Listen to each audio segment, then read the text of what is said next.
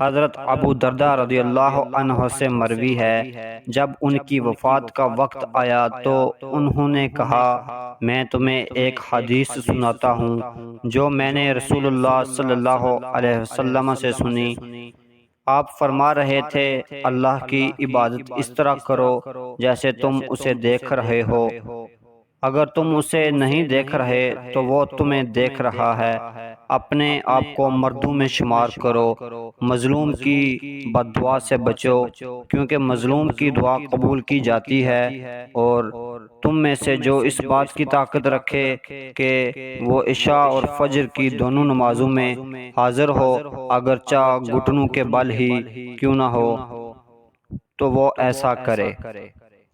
حضرت محمود بن لبید رضی اللہ عنہ سے مروی ہے کہ رسول اللہ صلی اللہ علیہ وسلم نے فرمایا، مجھے تم پر سب سے زیادہ شرک اصغر کا خوف ہے۔ لوگوں نے کہا، اے اللہ کے رسول، شرک اصغر کیا ہے؟ آپ صلی اللہ علیہ وسلم نے فرمایا، ریاکاری۔ اللہ عز و جل قیامت کے دن لوگوں کو بدلہ دے گا تو ریاکاروں سے فرمائے گا، دنیا میں جن لوگوں کو دکھایا کرتے تھے ان کے پاس چلے جاؤ، دیکھو کیا تمہیں ان کے پاس کچھ بدلہ ملے گا؟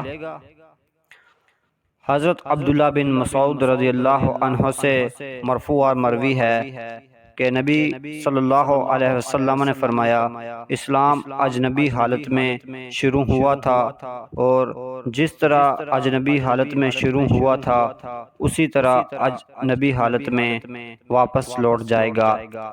اجنبیوں کے لیے خوشخبری ہو۔ پوچھا گیا، اے اللہ کے رسول، یہ کون لوگ ہیں؟ آپ صلی اللہ علیہ وسلم نے فرمایا، جب لوگ فساد کریں گے تو یہ لوگ اصلاح کریں گے۔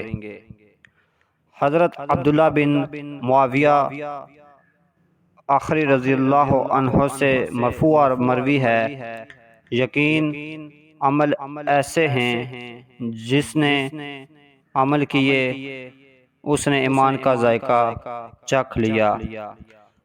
جس شخص نے اللہ وحدہ کی عبادت کی اور یہ کہ اللہ کے علاوہ کوئی معبود برحق نہیں، اور خوش دلی سے اپنے مال کی عزت کی، ہر سال اس پر کار بند رہا، زکوٰۃ میں نہ بوڑھا جانور دیا، نہ لاغر مریض اور یا نہ ہی حقیر جانور دیا، لیکن درمیانے درجے کے مال سے دیا، کیونکہ اللہ تعالیٰ تمہارا بہترین مال نہیں مانگتا، نہ تمہیں برے مال میں دینے کا حکم دیتا ہے۔